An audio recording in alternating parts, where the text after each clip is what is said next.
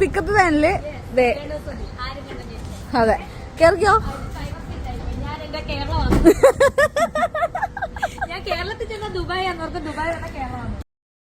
ഹനാൻ പറഞ്ഞ പഴയ കഥകൾ വീണ്ടും വോയിസ് ആയിട്ട് കുത്തിപ്പൊങ്ങുന്നുണ്ട്. പലരും അത് ഇടുന്നുണ്ട്, പലരും അത് എൻജോയ് ചെയ്യുന്നുണ്ട്. നേരത്തെ എൻജോയ് ചെയ്തിട്ടുണ്ട്. ലോകത്തിൽ ഞാൻ മാത്രമാണല്ലോ. ഹേ ഗായ്സ്, നമസ്കാരം. എൻ്റെ പുതിയ വീഡിയോയിലോട്ട് നിങ്ങൾക്ക് എല്ലാവർക്കും സ്വാഗതം. ഫസ്റ്റ് ഓഫ് ഓൾ എൻ്റെ ബാക്ക്ഗ്രൗണ്ട് ഒന്ന് എക്സ്ക്യൂസ് ചെയ്യുക. കാരണം ഞാൻ വീഡിയോ എടുക്കുന്നത് എൻ്റെ വീട്ടിൽ നിന്നല്ല. ഒരു എമർജൻസി സിറ്റുവേഷൻ കാരണം ഞാനിപ്പോൾ ഇന്നലെ കാലിക്കറ്റിലോട്ട് വന്നിട്ടുണ്ട്. ഇനി ഒരു 2-3 ഡേയ്സ് ഞാൻ ഇവിടെയാണ് ഉണ്ടാവുക. സോ ഞാൻ എൻ്റെ വീട്ടിലൊക്കെ എത്തിക്കഴിയുമ്പോൾ ബാക്ക്ഗ്രൗണ്ടുകൾ മാറും. പിന്നെ വീഡിയോസിൻ്റെ കൗണ്ട് ഇനി ചിലപ്പോൾ കുറയാനുള്ള ചാൻസ് ഉണ്ട്. എനിക്ക് പറ്റുകയാണെങ്കിൽ, എൻ്റെ മൈൻഡ് ഓക്കെ ആണെങ്കിൽ ഞാൻ ഡെയിലി വീഡിയോസ് എടുക്കും. അല്ലെങ്കിൽ വീഡിയോസിന് എണ്ണം കുറയാനുള്ള ചാൻസ് ഉണ്ട്. അപ്പോൾ എല്ലാ കണ്ടൻറ്റും ലേറ്റ് ആയിട്ടാണ് വരിക. കഴിഞ്ഞ തവണയൊക്കെ കഴിഞ്ഞ 1 വീക്കായി വീഡിയോ ഇടുന്ന സമയത്ത് എൻ്റെ വീഡിയോൻ്റെ താഴെ വരുന്നൊരു കമൻറ്റ് ആയിരുന്നു, like we are waiting for your video എന്ന് പറഞ്ഞിട്ട്. അപ്പോൾ ഇന്നലെ എത്ര പേര് വെയിറ്റ് ചെയ്തു എന്നറിയില്ല. പക്ഷേ ഇൻ കേസ് ആരെങ്കിലും വെയിറ്റ് ചെയ്തിട്ടുണ്ടെങ്കിൽ I am really sorry. Video എടുക്കാൻ പറ്റുന്ന ഒരു മാനസികാവസ്ഥയായിരുന്നില്ല. അതിൻ്റെ കൂടെ ഒരു കാര്യം കൂടെ പറയുകയാണ്, ഞാൻ ട്രൈപോയിഡ് സാധനങ്ങളൊന്നും എടുത്തിട്ടില്ല. അപ്പം ഞാൻ എൻ്റെ കയ്യിൽ ഫോൺ ഹോൾഡ് ചെയ്തിട്ടാണ് ഞാൻ വീഡിയോ എടുക്കുന്നത്. അതുകൊണ്ട് തന്നെ ഇതിൻ്റെ ആംഗിളും ബാക്ക്ഗ്രൗണ്ടും ഒക്കെ അലമ്പായിരിക്കും. എനിക്ക് പ്രോപ്പർലി ഇങ്ങനെ സ്ട്രെയിറ്റ് വെക്കാനുള്ളൊരു സെറ്റപ്പോ കാര്യങ്ങളോ ഒന്നുമില്ല. So excuse this too. അപ്പോൾ അതുകൊണ്ട് തന്നെ ഇങ്ങനത്തെ ഒരു ബാക്ക്ഗ്രൗണ്ട് ആയതുകൊണ്ട് തന്നെ അധികം ഞാൻ കാര്യങ്ങൾ പറഞ്ഞ് വലിച്ചു നീട്ടുന്നില്ല. സൗണ്ട് മേ ബി കുറവായിരിക്കും, പക്ഷേ നിങ്ങൾക്ക് കേൾക്കാനുള്ള സൗണ്ട് എന്തായാലും ഈ വീഡിയോയിൽ ഉണ്ടാവും. അപ്പോൾ as usual I M back with the same topic, Renu Sudhi. പിന്നെ ഇന്നലെ ഭയങ്കര സന്തോഷമുള്ളൊരു കാര്യം ഉണ്ടായി. ബിക്കോസ് ഞാൻ ഇന്നലെ പോയ സ്ഥലത്ത് വെച്ചിട്ട് ഒരു ലേഡി എന്നെ കണ്ടപ്പോൾ ഐഡൻറ്റിഫൈ ചെയ്തു. എന്നോട് ചോദിച്ചു യൂട്യൂബർ അല്ലേ ചോദിച്ചു. എൻ്റെ അമ്മയും ബ്രദറൊക്കെ ഉള്ള സമയത്താണ് ചോദിക്കുന്നത്, ആൻറ്റിയൊക്കെ ഉള്ളപ്പോൾ യൂട്യൂബർ അല്ലേ ചോദിച്ചു. അപ്പോൾ ഞാൻ പറഞ്ഞു അതേന്ന് പറഞ്ഞു. ഞാൻ ഇയാളുടെ ദിലീപിൻ്റെ വീഡിയോസ് കണ്ടിട്ടുണ്ട്, ഭയങ്കര സത്യസന്ധമായിട്ടാണ് ഇയാൾ സംസാരിക്കുന്നത്, എനിക്ക് ഭയങ്കര ഇഷ്ടമാണ്. ഞാൻ ഭയങ്കര ഹാപ്പിയായി.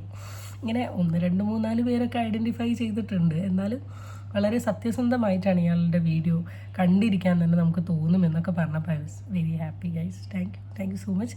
അതുപോലെ നിങ്ങൾ ആരെങ്കിലുമൊക്കെ നേരിട്ട് കാണുകയാണെങ്കിൽ എന്തായാലും വന്ന് സംസാരിക്കണം. ഓക്കെ, അതെനിക്ക് എന്നെ ഭയങ്കര ഹാപ്പി ആക്കും അത്. അവിടെ കിടക്കട്ടെ.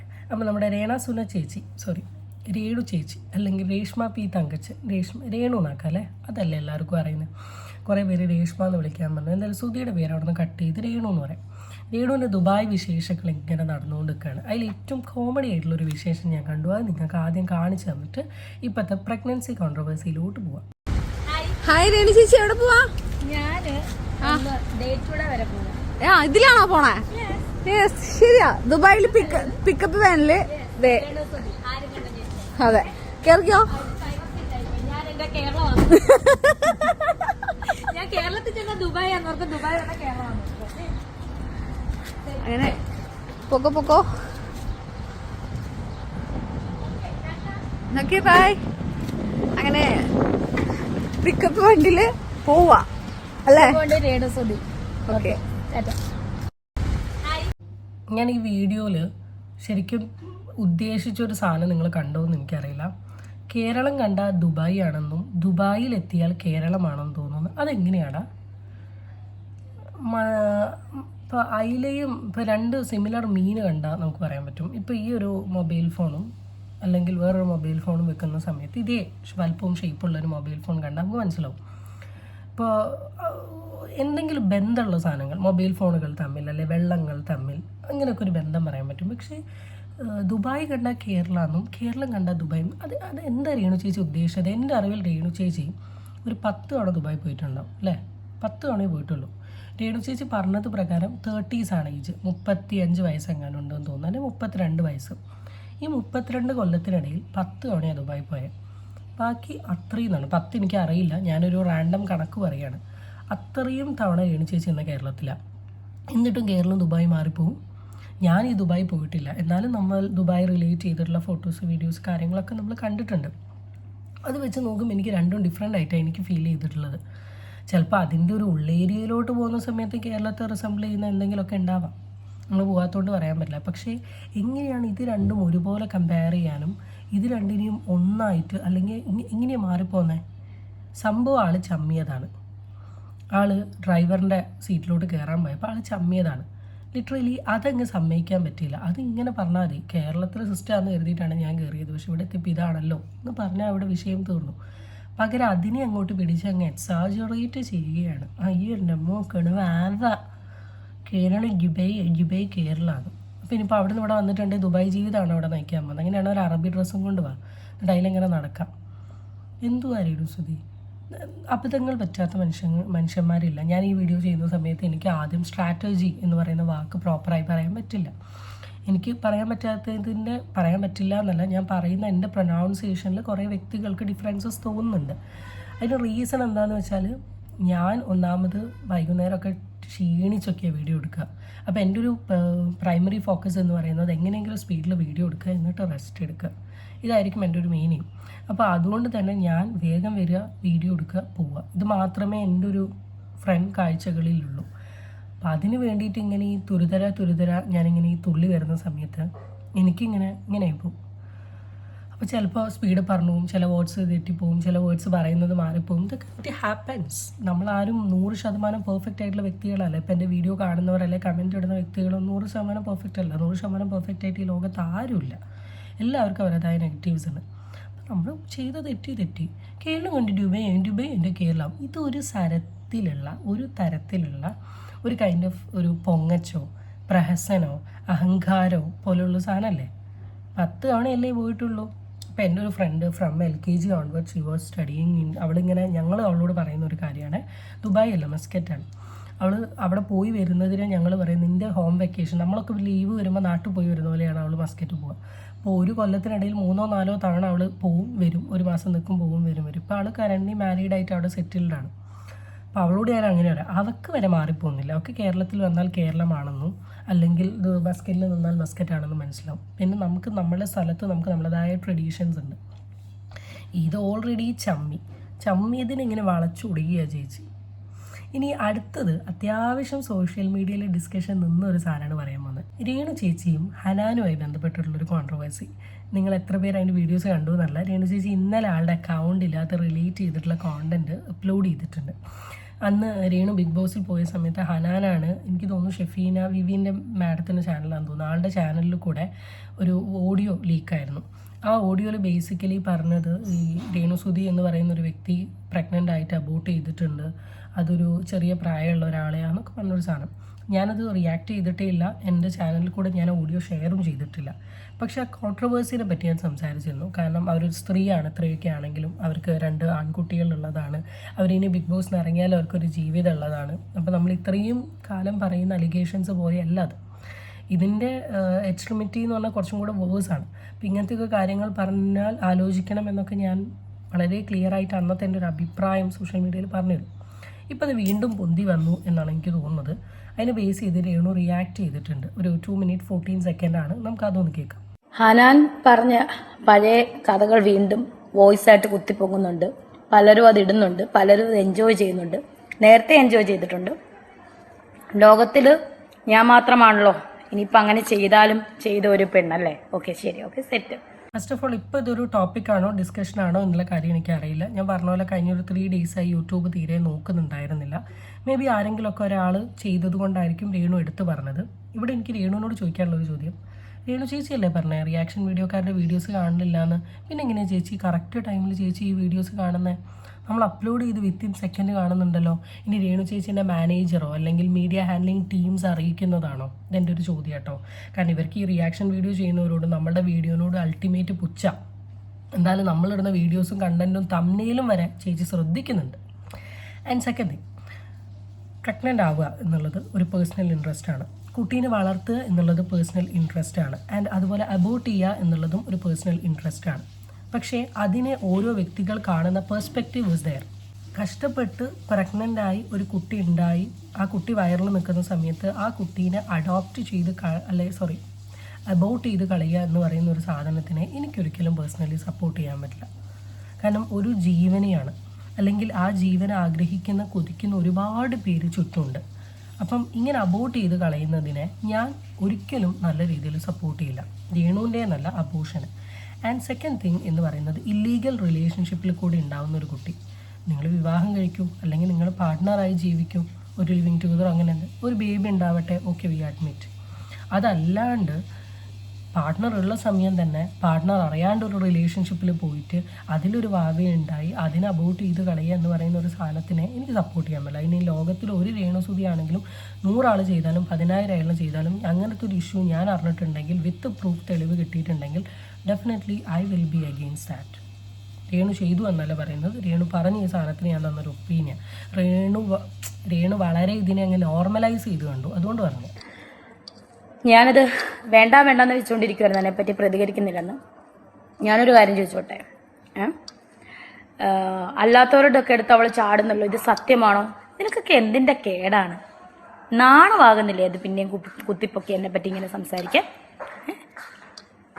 ഓക്കെ ശരി, നിങ്ങളിങ്ങനെ സ്ഥാപിക്കുന്നവർ ഏതായാലും ഞാൻ എന്താ പറയുക. ഇനി അടുത്തത് ഒരു ഓപ്പൺ ചലഞ്ചാണ്. ഞാൻ ആ ഓപ്പൺ ചലഞ്ചിലോട്ട് പോകുന്നതിന് മുമ്പ് രേണുസുതി തുടക്കത്തിൽ പറഞ്ഞൊരു കാര്യമുണ്ട്. ഞാനിത് കേട്ട് ഒഴിവാക്കിയതാണ്, റിയാക്ട് ചെയ്യേണ്ടെന്ന് കരുതിയതാണ്.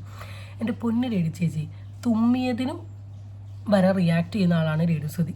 വീഡിയോൻ്റെ താഴെ ഒരു തെറി വാക്ക് കമൻ്റ് ഇട്ടാൽ വരെ ആ കമൻ്റ് എടുത്ത് മുകളിൽ വെച്ച് റോസ്റ്റ് ചെയ്യുന്ന ആളാണ്. ആൻഡ് ഈ അടുത്തൊരു തൊപ്പിക്കാരനെയും രേണു ചേച്ചി ഇരുന്നങ്ങ് റിയാക്ട് ചെയ്യുന്നത് ഞാൻ കണ്ടു. ഇങ്ങനെയൊക്കെ റിയാക്ട് ചെയ്യുന്ന ചേച്ചീനെ പറ്റി ഇത്രയും വലിയൊരു അലിഗേഷൻ, ചേച്ചി പ്രഗ്നൻ്റ് ആയിരുന്നു, അത് അഡോപ്റ്റ് ചെയ്ത് കളഞ്ഞു, ആൻഡ് ഒരു 22 വയസ്സുകാരനുമായിട്ട് ബന്ധം ഉണ്ടായിരുന്നു എന്നൊരു സാധനം പറഞ്ഞിട്ട് എന്തുകൊണ്ടാണ് ചേച്ചി വേണ്ടാന്ന് വെച്ചത്? ഇനി ഇത്രയൊക്കെ ആലോചിച്ചിട്ടും എനിക്ക് മനസ്സിലാവുന്നില്ല. That's A first thing. And രണ്ടാമത്തെ കാര്യം, ഇവിടെ രേണു ചേച്ചീൻ്റെ ഈ കോൺട്രവേഴ്സി നമ്മളെടുത്ത് റിയാക്ട് ചെയ്തത് ഞങ്ങളുടെ ഇമാജിനേഷനിൽ നിന്നല്ല. ഞാൻ ചെയ്തിട്ടില്ല, എന്നാലും ചെയ്തവർ അവരുടെ ഇമാജിനേഷനിൽ നിന്നല്ല. വളരെ വ്യക്തമായിട്ട് ഹനാൻ എന്ന് പറയുന്ന കുട്ടിയുടെ ഓഡിയോ ഷെയർ ചെയ്തിട്ടുണ്ട്. എന്തുകൊണ്ട് രേണു ചേച്ചി ഹനാൻ്റെ അടുത്ത് ചോദിച്ചില്ല? എന്തുകൊണ്ട് ചേച്ചി ഹനാൻ അഗെയിൻസ്റ്റ് വീഡിയോ ഇട്ടില്ല? ചേച്ചി പകരം എന്താ ചെയ്തത്? പാവം നമ്മളെപ്പോലെയുള്ള ആൾക്കാരെയാണ് അറ്റാക്ക് ചെയ്തത്. ഹനാനോട് ചോദിക്കണം. ഹനാൻ പറഞ്ഞതൊരു നുണയാണെങ്കിൽ, പ്രഗ്നൻ്റായി അബോട്ട് ചെയ്തു എന്നൊരു വലിയ നുണ പറഞ്ഞിട്ടുണ്ടെങ്കിൽ ഹനാൻ എഗെയിൻസ്റ്റ് കേസ് പോകണം. പോയില്ല അല്ലേ? പറയില്ല അല്ലേ? കാരണം എന്താ? ഷട്ടി ആടെയായിരിക്കും. അല്ലാണ്ട് ഞാനെന്ന് പറയുന്നൊരു വ്യക്തി എന്നെക്കുറിച്ച് ഇങ്ങനെ സോഷ്യൽ മീഡിയയിൽ ഒരു അലിഗേഷൻ പറഞ്ഞിട്ടുണ്ടെങ്കിൽ ടു ദി എക്സ്ട്രീം ഞാൻ പോകും. ഞാൻ ചെയ്തിട്ടില്ല എന്ന് എനിക്ക് ഉറപ്പുണ്ടെങ്കിൽ ഇല്ല, ഞാൻ സൈലൻ്റ് ആയിരിക്കും. ബിഗ് ബോസ് കഴിഞ്ഞപ്പോൾ നെക്സ്റ്റ് ബിഗ് ബോസ് വരാനുള്ള ടൈമായി. എന്നിട്ട് ഇപ്പോഴാണ് പറയുന്നത് അന്നുള്ള കോൺട്രവേഴ്സി. അതും പറയുന്നത് നമ്മളെടുത്താൽ ഞങ്ങളെന്താ ഇത്? ചേച്ചിയുടെ സുഹൃത്താന്ന് പറഞ്ഞേ, നോട്ട് ദ പോയിന്റ്. ദിവ്യമായിട്ടൊന്നും അങ്ങനെ ആവത്തില്ലല്ലോ. അപ്പം നിങ്ങളൊരു കാര്യം ചെയ്യും, അതിൻ്റെ ഉത്തരവാദിയെ നിങ്ങൾ കൊണ്ടുവന്നിട്ട് നിങ്ങൾ ബാക്കി കാര്യം ചെയ്യും. അല്ല ഇപ്പം എന്താ എനിക്കെന്താ പറയാൻ പറ്റുന്നത്? നിങ്ങൾ ഹോസ്പിറ്റലിൽ പറയുന്നു, അങ്ങനെ ചെയ്തെന്ന് പറയുന്നു. ഞാൻ ഇതിനെപ്പറ്റി ഒന്ന് പ്രതികരിക്കാതിരിക്കുമായിരുന്നു, കാരണം ഹനാൻ എൻ്റെ ഒരു സുഹൃത്തായിരുന്നു. പുള്ളിക്കാരി എങ്ങനെയാണ് ഇങ്ങനെ തിരിഞ്ഞെന്നും എനിക്കറിയില്ല. ഞാനൊരു കുറ്റം പറഞ്ഞായിട്ട് എങ്ങും കാണുന്നില്ല. പിന്നെ അവരെന്താണ് തിരിഞ്ഞെന്ന് എനിക്കറിയില്ല. ഇപ്പം അവരെൻ്റെ കൂട്ടുകാരിയല്ല, കാരണം എന്നെപ്പറ്റി അനാവശ്യം പറഞ്ഞാൽ അവരെൻ്റെ കൂട്ടുകാരിയല്ല. സോ എന്താണ് ഇതിന്റെ അടിസ്ഥാനം എന്നറിയാതെ വെറുതെ എന്നെ ഇട്ട് ഇവിടെ രേണു ചേച്ചി എന്നെ സമ്മതിച്ചു ഹനാൻ എൻ്റെ കൂട്ടുകാരി ആയിരുന്നു എന്ന്. അപ്പോൾ ഈ കൂട്ടുകാരിയാണ് ചേച്ചീനെ പറ്റി എല്ലാവരുടെ അടുത്തും പറഞ്ഞേ എന്നുള്ളൊരു ഓർമ്മ വേണം. ചേച്ചി ഇപ്പോൾ ചോദിച്ചൊരു ചോദ്യമുണ്ട്, ദിവ്യഗർഭ ആവില്ലേ? ഇല്ലടാ, അതൊക്കെ പണ്ട് കാലത്ത് എന്തൊക്കെയൊക്കെയോ വരം കൊടുക്കലും സൂര്യദേവൻ്റെ വക കുട്ടി ഉണ്ടായ കാലം ഉണ്ടായിരുന്നു. ഇപ്പം പരിപാടിയൊന്നുമില്ല. ഇപ്പം ആരെങ്കിലുമൊക്കെ ഒരാൾ ഓപ്പോസിറ്റ് വേണം. അതെങ്ങനെയാണ് ചേച്ചി ഞങ്ങൾ തെളിയിച്ചു തരിക? ഇനി അങ്ങനെ ഒരാളുണ്ടെങ്കിലും അത് ചേച്ചീൻ്റെ കട്ടയായിരിക്കില്ലേ? കാരണം ചേച്ചി അയാളും കൂടെ തീരുമാനിച്ചിട്ടല്ലേ ഇങ്ങനെ എന്തെങ്കിലുമൊക്കെ ഒരു തീരുമാനം ഉണ്ടെങ്കിൽ എടുത്തിട്ടുണ്ടാവുക. അപ്പോൾ അയാളോട് വന്നിട്ട് ചേട്ടൻ്റെ പേര് സോഷ്യൽ മീഡിയയിൽ പറയണം എന്ന് പറഞ്ഞാൽ പുള്ളി പറയണമെന്നില്ല. ചിലപ്പം ഇനി എത്രയൊക്കെ ആണെങ്കിലും ചേച്ചി ചിലപ്പോൾ ഈ വീഡിയോ ചെയ്യുന്നതിന് മുമ്പ് ആളുടെ അടുത്ത് പറഞ്ഞിട്ടുണ്ടാവും ഞാനിങ്ങനെ ഒരു ഓപ്പൺ ചലഞ്ച് വീഡിയോ ചെയ്യാൻ പോവുകയാണ് കേട്ടോ മനുഷ്യ എന്നൊക്കെ പറഞ്ഞിട്ടായിരിക്കാം. ഇത് ശരിക്കും ഹനാൻ്റെ അടുത്താണ് ചേച്ചി ഒരു ഓപ്പൺ ചലഞ്ച് വെക്കേണ്ടത്. ഹനാനാണ് ഇത് ചെയ്തിട്ടുള്ളത്. അപ്പോൾ ഹനാൻ്റെ റെസ്പോൺസ് കേട്ടിട്ടുണ്ടെങ്കിൽ നമുക്ക് കുറച്ചും കൂടെ ഒരു ഐഡിയ കിട്ടും. അപ്പോൾ ചേച്ചി മസ്റ്റ് ഹനാൻ ഒരു ഓപ്പൺ ചലഞ്ച് വെക്കുക. പിന്നെ നമ്മൾ ഈ വീഡിയോ ചെയ്യുന്ന ആൾക്കാർ ചേച്ചിയുമായിട്ട് ഇത്ര ആത്മബന്ധം ഇല്ലാത്തതുകൊണ്ട് അറിയില്ല. ചിലപ്പോൾ ഹനാൻ അറിയായിരിക്കാം, അല്ലെങ്കിൽ നമ്മളിപ്പോൾ ഫ്രണ്ട് ആകുമ്പോൾ എല്ലാ കാര്യങ്ങളും തുറന്നു പറയണമെന്നില്ല, ഈ ചെയ്ത കാര്യം മാത്രമായിരിക്കാം. അപ്പം ഞങ്ങളെടുത്ത് ഓപ്പൺ ചലഞ്ച് വെച്ചിട്ട് പ്രത്യേകിച്ച് ഒരു കാര്യമില്ല, ഞങ്ങൾക്കൊന്നും ചെയ്യാൻ പറ്റില്ല. ചേച്ചി ഒന്ന് ഹനാൻ്റെ അടുത്ത് ഒരു വീഡിയോ ഇടണം. എൻ്റെ ഒരു റിക്വസ്റ്റാണ്. ഈ വീഡിയോ കാണുന്ന ആൾക്കാരുണ്ടെങ്കിൽ നിങ്ങൾ ഡെഫിനറ്റ്ലി ഇത് രേണു ചേച്ചിനോട് പറഞ്ഞിട്ട് ഹനാൻ അഗെയിൻസ്റ്റ് വീഡിയോ ഇടണം. കാരണം ഇത്രയും വലിയൊരു അലിഗേഷൻ പറഞ്ഞത് ഹനാനാണ്. So you have to react first against her. എന്നിട്ട് നമ്മളുടെ തലയ്ക്ക് വരും. അവനവൻ്റെ തലയിൽ 2 കൊമ്പെടുത്തിട്ട് ബാക്കിയുള്ളവൻ്റെ തലയിൽ 10 കൊമ്പെടുക്കാം കേട്ടോ. ആവശ്യിക്കുന്നവരോട് ഞാൻ പറയാം, എന്തായാലും ഞാൻ സ്വന്തമായിട്ട് ദിവ്യഗർഭം ഒന്നും ധരിക്കത്തില്ലല്ലോ. അപ്പം ഞാൻ ആ ഗർഭം ധരിച്ചു. സുധിച്ചേട്ടൻ വേറൊരു വോയിസ്, സുധിച്ചേട്ടനുള്ളപ്പോൾ ഞാൻ ആരാണ്ട ഗർഭം ധരിച്ചത്. നിനക്കൊക്കെ നാണമാകുന്നില്ല? നിന്റെയൊക്കെ വീട്ടിലെ കാര്യം അന്വേഷിക്കാനുള്ളതിന് ഈ രേണുസുതി എന്ത് കാണിക്കുന്നതെന്ന് നോക്കി നടക്കുന്ന ചെറ്റ വോയിസ് ആണ് ചേച്ചി ഇറങ്ങിയത്. നമ്മൾ റിയാക്ഷൻ വീഡിയോ ചെയ്യുന്ന ആൾക്കാർ അവരുടെ ഇമാജിനേഷനിൽ കൂടെ പറഞ്ഞതല്ല. രേണു ചേച്ചിക്ക് അഗെയിൻസ്റ്റ് വന്ന വീഡിയോ ആണ്. പിന്നെ നമ്മൾ വീട്ടുകാരുടെ കാര്യങ്ങൾ നന്നായിട്ട് നോക്കുന്നുണ്ട്. ഞാൻ ഇന്നലെ വീഡിയോ ഇടാത്തത് എൻ്റെ വീട്ടുകാരുടെ കാര്യങ്ങൾ നോക്കേണ്ടതുകൊണ്ടാണ്. ഇന്നിപ്പോൾ വേഗം വീഡിയോ ഇടുന്നത് ഈ വീഡിയോ എടുത്തു കഴിഞ്ഞിട്ട് എനിക്ക് വീട്ടുകാരുടെ കാര്യം നോക്കേണ്ടതുകൊണ്ടാണ്. ഞാൻ 24 മണിക്കൂറും ക്യാമറയും നോക്കി നടക്കുകയല്ല. ചേച്ചി ആദ്യം ഒന്ന് നോക്ക്. ചേച്ചിക്ക് ഒരു കുഞ്ഞു മോനല്ലേ ഉള്ളത്. അവൻ്റെ ചൈൽഡ്ഹുഡിൽ അവനെ ഏറ്റവും കൂടുതൽ കിട്ടേണ്ടത് അമ്മേൻ്റെയും അച്ഛൻ്റെയും പ്രസൻസാണ്. അച്ഛനോ ഇല്ല. അപ്പോൾ അമ്മയായി ചേച്ചിയല്ലേ കെയർ ചെയ്യേണ്ടത്. ചേച്ചി പറഞ്ഞു ഇപ്പോൾ ദുബായിൽ വന്നോണ്ട് ഓക്കെ, ദുബായിൽ വന്നോ, നാട്ടിലുള്ള സമയത്തെങ്കിലും ഒരു 5-6 ദിവസം മോൻ്റെ കൂടെയൊക്കെ നിൽക്ക്. അവനൊരു പാർക്ക് കൊണ്ടുപോകും, അവനെ സ്കൂളിൽ കൊണ്ടുപോകും, അവൻ്റെ കാര്യങ്ങൾ നോക്കി ഇതൊക്കെ ചെയ്യണ്ടേ. നമ്മൾ റിയാക്ഷൻ വീഡിയോക്കെ അറിയാമല്ലോ ഫുള്ള് പഴയഞ്ഞ്. ഒന്നുമില്ലെങ്കിലും ചേച്ചീനെ ഇത്രത്തോളം സോഷ്യൽ മീഡിയയിൽ ലൈവായി വെക്കുന്ന ആൾക്കാരല്ലേ ഞങ്ങൾ. ആണല്ലോ നീയൊക്കെ. നാണോ മാനമില്ലേ? ഹനാന്റെ വോയിസിനോട് പ്രതികരിക്കാൻ എനിക്ക് സൗകര്യമില്ല, ഇരിക്കുമല്ലോ. പക്ഷെ ഹനാൻ തന്നെ കൊണ്ടുവരട്ടെ ആ ഉത്തരവാദിയെ. ഒരു 22 വയസ്സുള്ള ചെറുക്കനെന്ന് പറഞ്ഞില്ലേ, ആ ചെറുക്കനെ കൊണ്ടുവരട്ടെ എന്നേ. പിന്നെ പണ്ടത്തെ ഒരു വോയിസ് ഞാൻ അറിഞ്ഞില്ല, ഫിറോസിക്കാടെ ഒരു വോയിസും ഇട്ടെന്ന് ഞാൻ അറിഞ്ഞു. CC ക്യാമറ കണ്ടത്. കണ്ടെങ്കിൽ കൊണ്ട് വരട്ടെ എന്നേ ആണിനെ. ആണില്ലാതെ പെണ്ണ് ഗർഭിണിയാകത്തില്ലല്ലോ, മനസ്സിലായോ? കൊണ്ടുവാടാ, എല്ലാവരും കൊണ്ടുപോവാ. ഈ പറയുന്നവനെല്ലാം കൊണ്ടുപോവാ ഇതിന്റെ ഉത്തരവാദിയെ അല്ലെങ്കിൽ ഉത്തരവാദികളെ. എന്നിട്ട് നമുക്ക് ഒരുമിച്ച് അങ്ങ് കേസ് കൊടുക്കാം. എന്തായാലും പീഡനമായിരിക്കുമല്ലോ അങ്ങനെയാണെങ്കിൽ തന്നെ, ഞാൻ അബോർഷൻ ആക്കണമെങ്കിൽ. സോ ഇനി ഇതിനെപ്പറ്റി പറഞ്ഞെങ്കിൽ നീയൊക്കെ ഉത്തരവാദിയെ എന്ന് പറഞ്ഞ ചേച്ചി എന്ന് പറയേണ്ട ചേച്ചി അറിയാണ്ട് ഉത്തരവാദികളെ എന്ന് പറഞ്ഞു. കാരണം ഫിറോസിൻ്റെ എന്തോ ഒരു CCTV ഓഡിയോ ലീക്കാണല്ലോ. അതൊക്കെ ഞാൻ ഈ ഓഡിയോസ് ഒന്നും കേൾക്കാത്തതുകൊണ്ട് എനിക്കറിയില്ല. അതുപോലെ തന്നെ ഹനാൻഷാണ്. ഇപ്പോൾ ഉത്തരവാദികൾ എന്ന് പറയുന്നൊരു സാധനം ചേച്ചിയാണ് ഇട്ട് തന്നത്. ഒന്നിലധികം പേരുണ്ട് എന്നാണ് ചേച്ചി ഉദ്ദേശിച്ചത്. ആൻഡ് സെക്കൻഡ് തിങ്, ഇതൊരിക്കലും ഒരു ഇങ്ങനെ ചേച്ചി പറഞ്ഞ ആ ഒരു വേർഡ് ആവാനുള്ള ചാൻസ് ഇല്ല കേട്ടോ. കാരണം എന്താണെന്ന് വെച്ചാൽ അങ്ങനെ ഒരു വേർഡ് ആവാൻ ഇപ്പോൾ അബോട്ട് ചെയ്യണമെങ്കിൽ ഇത് മാത്രം ആവണം എന്നില്ല. നമ്മൾ അറിയാണ്ട് ആയി പോകുന്ന സമയത്ത് അബോട്ട് ചെയ്യുന്നവരുണ്ട്, അല്ലെങ്കിൽ ഇല്ലീഗൽ റിലേഷനാണ് അബോട്ട് ചെയ്യുന്നവരുണ്ട്. ഇതിനൊക്കെ ഒരുപാട് ഓപ്ഷൻസ് ഉണ്ട്. അല്ലാണ്ട് ഒരിക്കലും ഇത് മാത്രമല്ല. അപ്പം അതൊക്കെ ഒന്ന് മനസ്സിലാക്കുക. അപ്പം ഇത്രയും കാലം ഞാൻ ഈ ഓഡിയോയിൽ ഒരു വിശ്വാസം എനിക്ക് ഉണ്ടായിരുന്നില്ല. ഞാനത് എന്തോ അലിഗേഷൻ എന്ന രീതിയിൽ വിട്ടു, കാരണം രേണു പറയാത്തിടത്തോളം കാലം. പക്ഷേ ഇപ്പോൾ ഈ വിഷയത്തെക്കുറിച്ച് രേണു സംസാരിച്ച സമയത്ത് എവിടെയോ എന്തൊരു മിസ്റ്റേക്ക് എനിക്ക് ഫീൽ ചെയ്തടാ കുട്ടാ, ഫീൽ ചെയ്ത്. എന്താ നിങ്ങളുടെ അഭിപ്രായം? കമൻറ്റ് ചെയ്യും. സോ ഗൈസ്, സൗണ്ടൊക്കെ കുറവാണ്, ബാക്ക്ഗ്രൗണ്ടൊക്കെ അലമ്പാണ്. ഹോപ്പ്ഫുള്ളി തിരുമ്പി വരവേ. ബൈ.